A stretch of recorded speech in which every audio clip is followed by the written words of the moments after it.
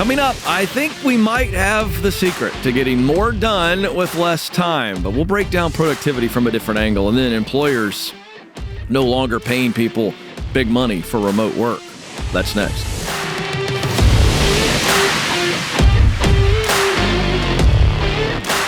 All right, this is going to be a little bit of a fun breakdown of why we procrastinate, and going to come at it from two different angles.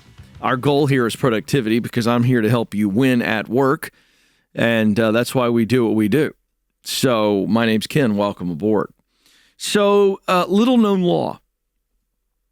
I'm always fascinated by like laws of gravity, scientific laws, theories. Always been fascinated by that kind of stuff. Not very good at science, but fascinated by it.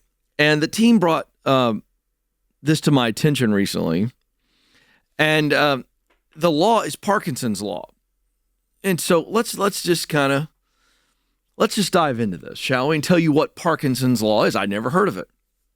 So Cyril Northcote Parkinson was a British naval historian. So thus the Parkinson law.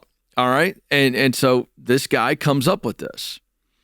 And it was in a satirical essay. So this is what's even more fun about this. By the way, I want the team in the control room to pay attention. This is as close to a history lesson as I've ever done on the show. So there might be a quiz afterwards with no consequences, Nathan. So no attitude. All right. Thank you very much. Good to see Nathan back in the control room. This is a satirical essay. So this is what's fun about this. This is not a scientific experiment, Nathan. All right. This is satire. You like satire. All right. So I found this really fascinating, Alex. I did some research. I did a little extra homework, Kelly. And this is funny to me because here's a guy who is a naval historian and writes an essay for The Economist, one of the great, I think, to this day, still one of the great publications in the United States. And then he went on to write a book titled Parkinson's Law, The Pursuit of Progress. And so the story in the essay is about a woman whose sole task for the day is to send a postcard. That's the one thing she's supposed to do, is send a postcard. But because she has the entire day to complete this one task of sending a postcard, she spends an hour finding the card, half an hour finding her glasses, 90 minutes writing the card, and so forth. And you see where this is going. This is a satire. He's essentially creating this as fiction. And she fills her entire day. Now, the story was meant to explain what the actual law is, and that is this. Our work expands to fill the time allotted. Now, the story is satire. And what satire is so great at doing is showing us truth by essentially blowing up into ridiculous proportions the scenario. And we have fun with it, or we poke fun at it through satire, and it illustrates a great truth. And we've all experienced this. Studies, by the way, support this. Studies support that when we get a task, what we think of is how much time we have available to get the task done instead of how much time it takes to get the task done. Make sense? And I can tell you, I'm going to call myself out here. But by the way, and we'll get to this procrastination thing a little deeper in a moment, but I'm going to get very personal today. I've written 4 books, and every time there is a deadline. Every time they say, okay, you got to turn the manuscript in by such and such date. And so that's what I start thinking about that. Okay, I've got 4 months to get this book done. That's where I go. And by the way, studies show that I'm not the outlier. All right, I got 4 months to write this book. Instead of, what we should be doing is, I should be going, how quickly can I actually get this done? Now there it is. That's Parkinson's law. All right. So in other words, when you have a deadline, let's say you've got a 2-week deadline. The law says that you might be able to get it done in 2 days, but we inevitably allow the work and everything going into it to expand into the 2-week deadline. So I hope everybody understands that.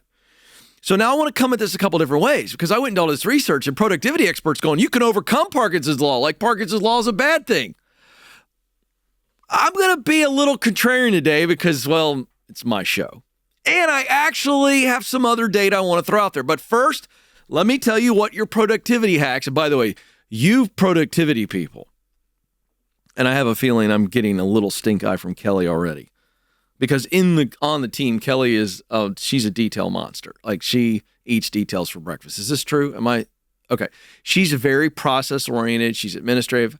I'm very grateful for Kelly because, in all honesty, I'm having a lot of fun with the team today, but I mean, she actually makes me better. And to be honest with you, she's a better fit for me than Alex, because Alex tends to be more creative like me. But they play different roles, right? That's why you need a producer and an associate producer. And so I'm really grateful for you, Kelly. I have a lot of fun, but I mean, she's really, really good at, I'm like this. That's kind of how I flow. It's kind of what's on my mind. And if I'm passionate about something, by the way, I get a lot done. All right. Joe's sitting in the booth. Joe's been with me a long time. He's watched this. He's watched that creative mind go into streamline. I mean, I can get really driven. But the point here is that Kelly is an example of someone who goes, ugh, like, Parkinson's law stresses me out. Like, I'm going to get it done now. My guess is you turned in your term papers. You got your term papers done way early. Your science project was done probably 2 weeks early. Mine was being done the morning of and stressing my parents out and me, by the way. All right. So you got the Kellys and the Kens. So this is, I've decided that's how we're going to look at this. You got the Kellys of the world and the Kens of the world. And so for the Kellys of the world, this is going to irritate you a little bit, but I think that this applies to you as well. But I am saying and acknowledging in the setup that many times this won't apply to you.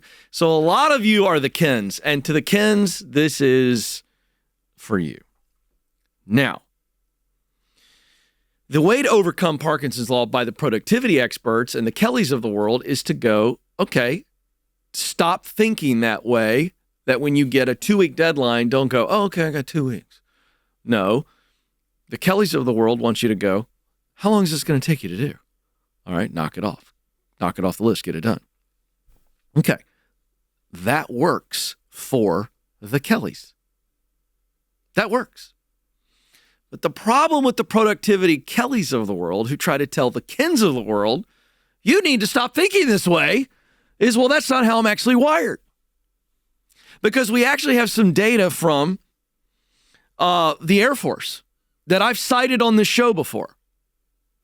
And they studied pilots in the Air Force, and some pilots freaked out under pressure. They didn't do well under pressure. They needed lots of time to study and lots of time to prepare. And then other pilots did better when they had hardly any study time at all, and they put them in the cockpit. And these are simulators, by the way, so they're not like out there flying $20 million planes and killing people, but we're talking about simulations here. And you had the Kens of the world who were like, man, just put me in the cockpit, man. It's like a video game, you know? What, I got to shoot the bad guy? I'll figure it out. All right? I'm boiling this study down very briefly. All right? And here's what they found. For the Ken pilots, they were hampered if they had to kind of prepare and study. They just needed to instinctively show up and do and learn. Great. For the Kelly pilots, they did not do well at all in kind of the, all right, you have hardly any time to prepare for this, just go. Now, here's what we take away from that. The Kelly pilots actually perform better, so I hope that makes you feel better. So in the actual testing, there's no right or wrong, but the point was some people do better under pressure. So here's my point to the Kens.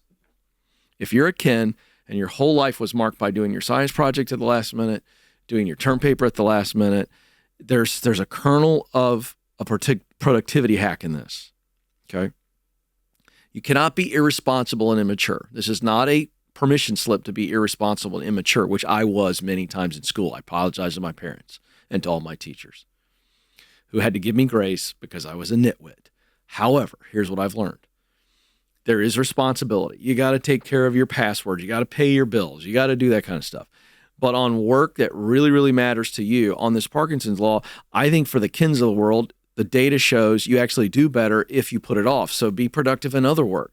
But if you're a person who needs the pressure to perform your best, then there needs to be responsible pressure, not the night before.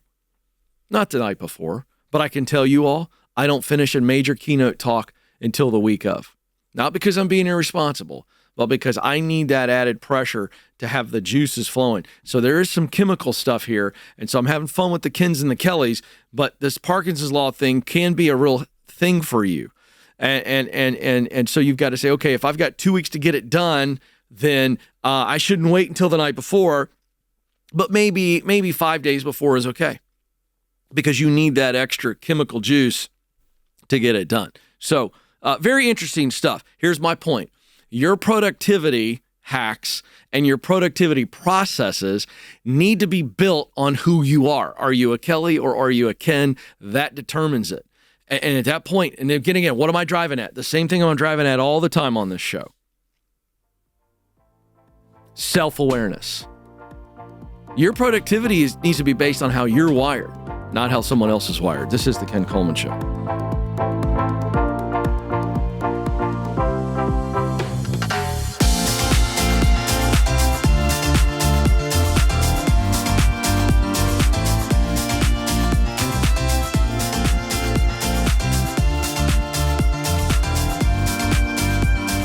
Hey folks, I want to tell you about Aiden.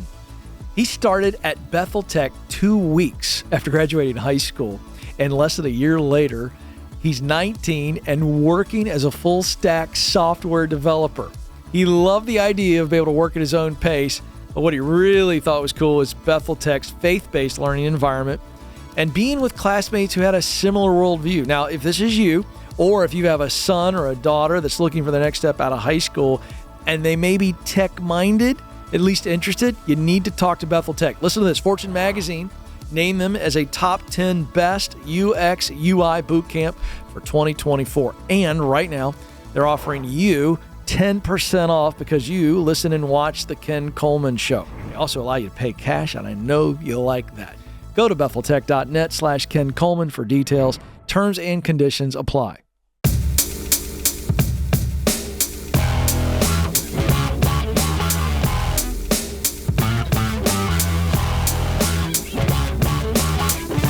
Welcome back to the Ken Coleman Show, helping you win at work. Why? Because you're a pro. When you get better, your paycheck will get bigger. How about that? I mean, I'm just going to tell you. I think if I ever do a commencement address, I'm going to pull my version of Winston Churchill, and that's going to be the speech. Quick rabbit trail before I get to the article, because it's Friday when we're recording this. I don't know when you're listening to this or watching this. It doesn't matter. But I got a little extra juice on Fridays. A lot of people in the workforce are excited about what juice they're going to be drinking on Friday afternoon. You know what I'm talking about? You know, a little happy hour to drown your sorrows because your week sucked. It's the opposite for me. I'm serious. I go, man, it's been a good week. Good grief, this week went by fast. And I always feel a little extra frisky on Fridays. So here we go. If I ever give a commencement speech at a college, I'm going to pull a Winston Churchill. Churchill was famous for doing this. He stood up in front of a school, and I'll spare you all the details because I'm already off track, but that's where we are. So just enjoy it, folks. Hang on the ride here. He stood up and he basically said, never give up. Never, never, never, never. I can't remember how many nevers. And then he walked away. That was the entire talk. And I think I would just stand up and go, all right, kids, here's one piece of advice that if you remember this the rest of your life, you're going to win. When you get better, your paycheck will get bigger. That's it. And then walk off and go, good night, everybody. God bless you. And God bless America. I believe that to be true. Okay. Let's get to this here. Boy, the landscape is now completely shifted back, it appears. This is a USA Today article, and fascinating stuff. Headline, want to work from home? A hefty paycheck may be out of reach as high-wage remote jobs fade. So I didn't even plan to go on that little riff, but okay, let's go right back to what I just said. At the end of the day, everything that my content is about is that I want to help you get better so your paycheck will get bigger. That's it. That's what I do as a professional. That's it. That's my mission, and do it lots of ways. And so here we go. If you want your paycheck to get bigger, on some level, you're going to have to realize that remote work is going to limit you. You say, oh, Ken, you are crazy. By the way, I cannot wait. Actually, that's a lie. I never look at the comments. If they put this clip on Instagram, there will be some people that will just really be pissy. Because they think I hate remote work. By the way, I do not. Couldn't care less whether you work remote, you work on Mars. I don't care. That's between you and your leader.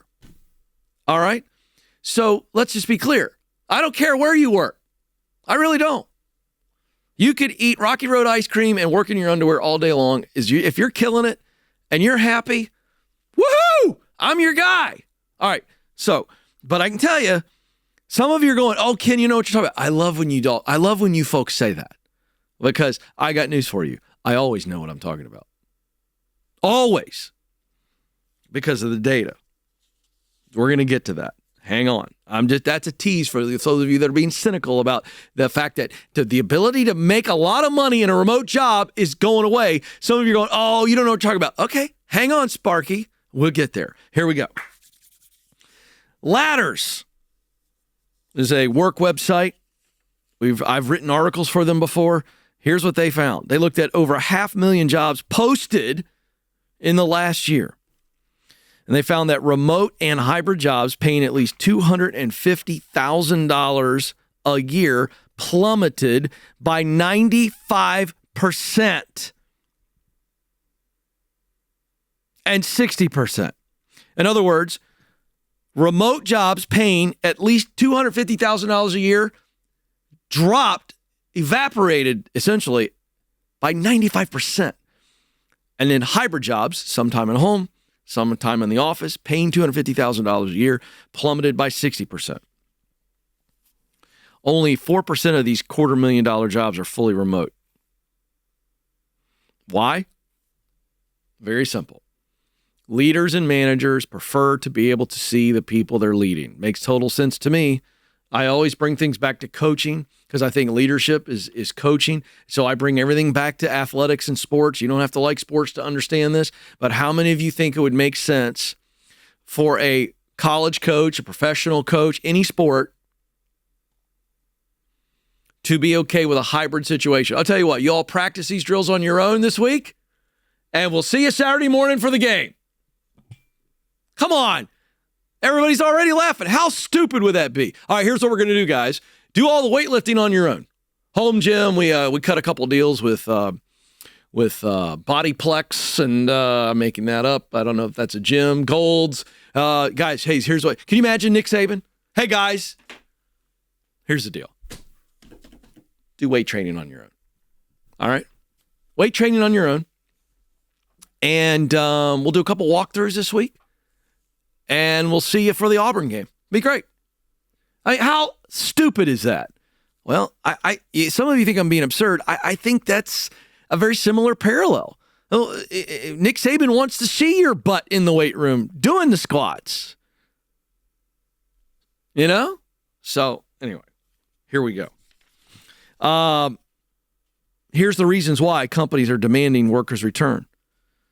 They think that remote work hinders innovation, cohesion among workers, and the ability for leaders to mentor younger workers. And I agree. 90% of 1,000 companies surveyed by Resume Builder last August expected to return to offices by the end of this year. So some of you going, oh, Ken, you don't know what you're talking about. Yes, I do. The data is right here. Right here. 8 of the top 10 jobs that pay at least $250,000 a year are positions in the medical field, like primary care physicians, medical directors, dentists, surgeons, veterinarians. And so we need to understand that not only are these positions required that you're in there, okay, also understand that it takes a lot to get there. All right? Not only do you have to be there It takes a lot to get there. So I'm just painting a picture here for those of you who go, oh, I'm going to make a lot of money in a remote job. Some of you will. Yes. Some of you will. But it's a very small percentage of you. And that's my point. A very small percentage of you.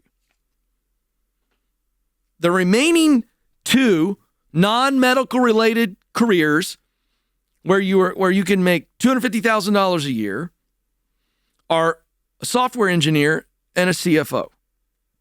But again, both of those jobs can in fact require you come in, even the software engineer.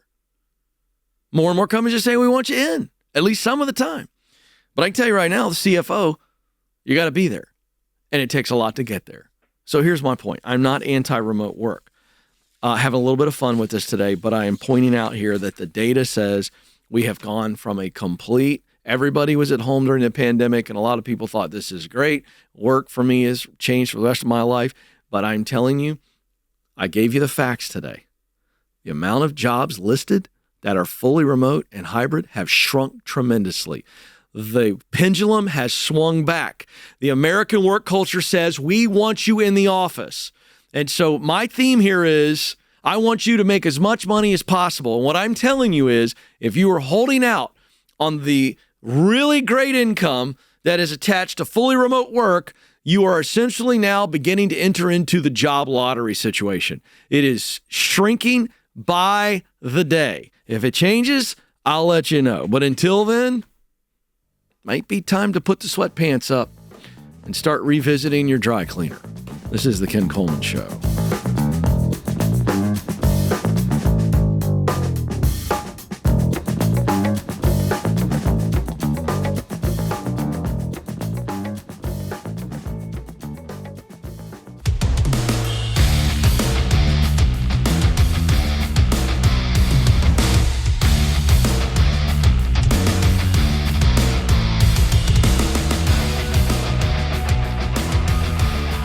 Helping you win at work so that you're winning in your life. This is the Ken Coleman Show. I'm Ken. Let's go to Fort Wayne, Indiana. I got a fun story about Fort Wayne I might share with Brittany. I may not. We'll just see how the call goes. Brittany, you're on the Ken Coleman Show. Hey, Ken, the cool man Coleman. How you doing today? Well, let me tell you something. I'm a little better now. I like it because everybody in the booth shook their head. They didn't like that, but I loved it. Ken, the cool man Coleman. By the way, I'm going to tell you my very quick, fun Fort Wayne story. Years and years ago, this is probably 20 years ago, Brittany. This is dating me.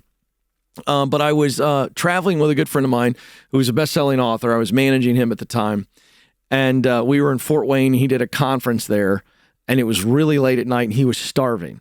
And as you might guess, I don't know if Fort Wayne nightlife has changed, but back then it was like crickets at 9:45 or 10 o'clock. I mean, it wasn't like we were out at 2 a.m. And we found one place that was open, and it was a White Castle somewhere downtown Fort Wayne. And I ate the worst couple of sliders that I've ever eaten in my life, and I regretted it the next morning. But nonetheless, that's my Fort Wayne story. There you go. Yeah, the nightlife has definitely changed. It's more active now, and you don't have to worry about those bad burgers anymore. This is great. I will make note of this, and maybe I'll get back to Fort Wayne. Wayne. And visit. All right. Well, Brittany, how can I help you today? Sure. So to give you a little bit of background before I jump into my question, I'm a 37-year-old female married to my best friend, Daniel. Okay. We have two active boys who are ages 12 and 8. I have my bachelor's in healthcare administration along with 11 years in healthcare operations, specifically nursing home administration. Okay. In 2022, I took a new role, and I knew that this was going to be a step back for me professionally. I just needed to kind of reset some things. But in these past 2 years, I've just lost myself and along with my identity. Right. And so today I'm at a path where I need to make a new direction. And I have always wanted to be an attorney. I've wanted to be a prosecutor, to be specific with you. Wow. And I've actually done all the research. I've gotten clear about this. And now I'm just scared to be brave, I guess. So I guess my question is this dream worth putting my life on hold for 3 years? Like, so should I pause my current lifestyle to pursue my passion? Because like I said, I've got two active boys, dual incomes. Me and my husband are financially secure. The only that we have is our mortgage, and we have a very very hefty equity in that. Great. Over the next 5 years, we should have our mortgage paid off, and it's valued at $550,000. All right, let me ask you real quick. So because I love the way you're setting this up. So let's dive into what putting life on hold means. So first thing you gave me a clue is you guys are on schedule to pay your mortgage off in 5 years, right? Correct. If you went after this and whatever the rest of pressing pause for 3 years means, would that change that timeline, or would you still be able to pay the house off? It would be pushed back to about 10 years. Okay. All right. Well, this is the checklist. This is what we got to go through. Tell me the rest of the circumstances or the changes that equate to, Ken, should I pause my life for 3 years? Describe the pause in detail. Yeah, so my boys swim competitively. Okay. I mean, there's a hefty tuition for that, along with the travel schedule. So would you have to? You could no longer fund their swimming? We could. It's just very tight, and I understand that there are going to be sacrifices. How many times would you be able to? I mean, do you anticipate how many swim meets you would have to miss? It's really like an all-encompass, one lump sum. So when it comes to the tuition, it's an all or nothing, and we could swing it. No. I'm not talking about that. I'm talking about how many, would you miss a lot of their meets because of law school? Potentially. And my son is the 12-year-old who is also a football player. He starts his middle school football in 7th grade and evenings. So there's a commuting time that you are not aware of. It's an hour and a half one way where I'd be traveling. And to go to class? Correct, to go to law school. Could you not do it online? No, it is not an online program. It is on campus. So are you paying cash for it? Yes. Okay, keep going. Tell me what else is a kind of a con to going all in. Sure. So we've looked at relocating. That is not an option considering just what feel like we'd be giving up going to. I know that sounds kind of selfish, but we've already looked through that. No, I don't know that that's selfish. I think you're looking at your quality of life. Yes. I guess those are the biggest factors of putting it on hold is just time away from my boys for 3 years. And, just knowing that I'm going to have to sacrifice the dual income. And I know that, obviously that's what you have to do, but what's the, let's fast forward and you come out of law school and you get hired by a district attorney's office, because I assume that's the path, right? Right. What would be your starting salary right out of the gate? $85,000 is what I've researched here in Fort Wayne, Indiana. If I'm you, I'm sitting the 8 and the 10-year-old down after I sit down with Hubs, and it feels like you probably have sat down with Hubs and we've made the good old-fashioned, legal pad, pros on left side, cons on the right side. We've done that, right? Mm-hmm. Are there more pros than cons or more cons than pros? I mean, there's definitely a lot of pros. No, I didn't ask you that. If you, and I'm coaching you up here, okay? If I'm looking at I'm sitting with you and your Hubs right now at your kitchen table, and I say, show me the pros and cons list, and you slide it across the table, dramatic style. And I look at it, do I see more things in the pro column or more things in the con column? More in the pro column. All right. Well, that's how I live my life right there. And so then I make adjustments, because here's what I know. Now let me give you a little bit more perspective. And cut me off, by the way. So I cut you off a few times on purpose to coach you. You cut me off if I start to say something that sounds weird, okay? Okay. You've got a 12 and an 8-year-old right now. This is a 3-year process. If we stay with this current law school, it's a 3-year process that involves 3 hours of commuting if we were to go up and back same day. Am I still correct? Correct. All right, that's a lot. So that's what we're committing to if we go to the current school. I'm dropping little hints.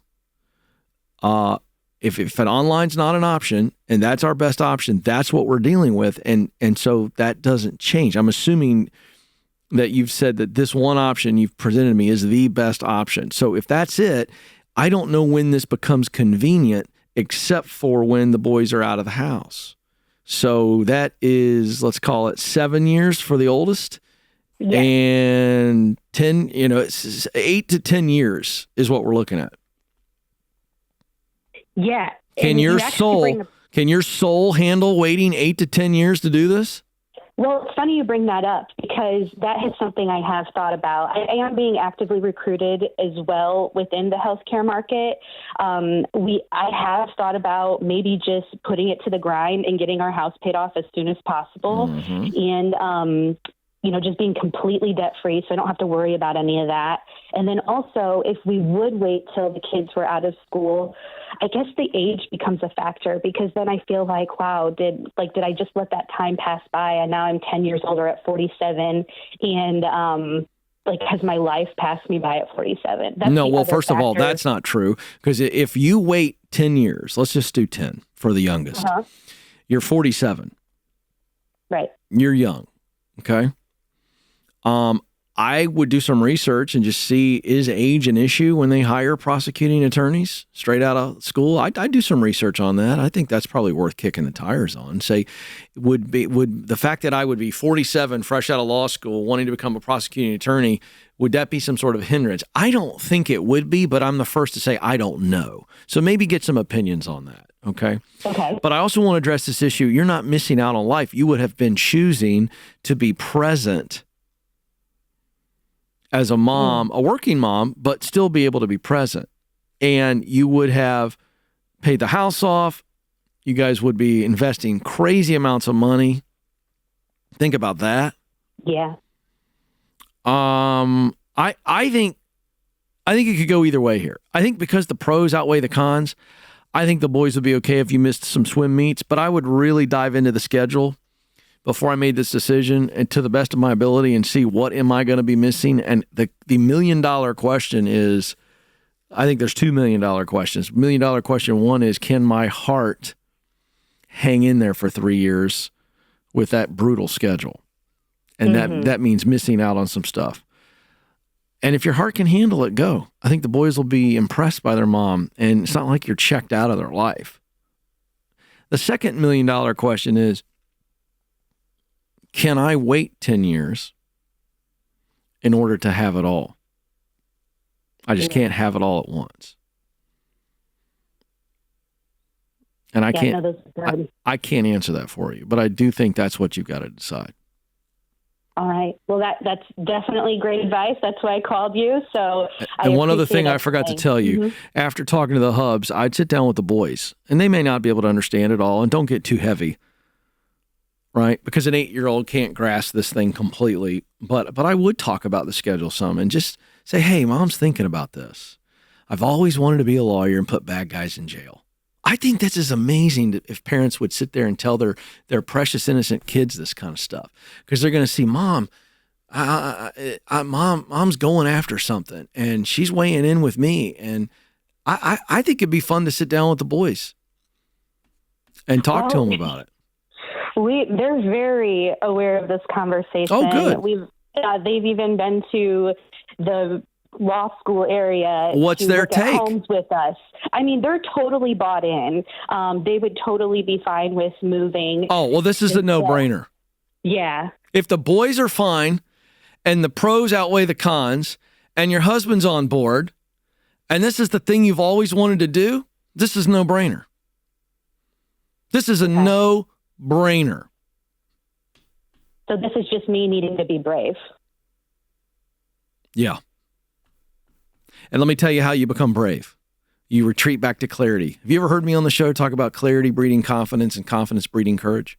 Oh, of course. Okay, great. Then I'll save everybody the time because you've heard me. Just remember that speech. And so what happens is you retreat to clarity and you go, and your clarity statement was at the start of the phone call. Ken, I've always wanted to be a prosecuting attorney. Bing! I mean, this is it. Every time. Oh gosh, I'm a little scared about driving up there. Retreat to clarity. I've always wanted to be a prosecuting attorney. And so what happens is you remind yourself of your why. That's the clarity. And then the courage just immediately takes. And you go, all right, I'm getting in the car. I'll see you guys at 10 o'clock tonight. Mom's bringing cupcakes. You know? And right. And listen, 3 years is like that. I just Yes. I just walked through a graduation ceremony trying not to cry like a baby. As I watched my man-child walk across the platform going, where did that go? Mhm. So I think on all this, I'm always going to choose the heart, follow the heart. Right on the basketball, right there behind me says, to Ken, follow your heart, Mike Krzyzewski, coach of Duke. Best advice I've ever been given. I give it to you, Brittany. You're amazing. Thank you for the call. That's why we do what we do here. And Brittany's going to put bad guys away. And I can't wait. It's going to be fun. This is The Ken Coleman Show. Thanks for listening to The Ken Coleman Show. For more, you can find the show on demand wherever you listen to podcasts and watch the show on YouTube. You can also find Ken across all social media by following @Ken Coleman.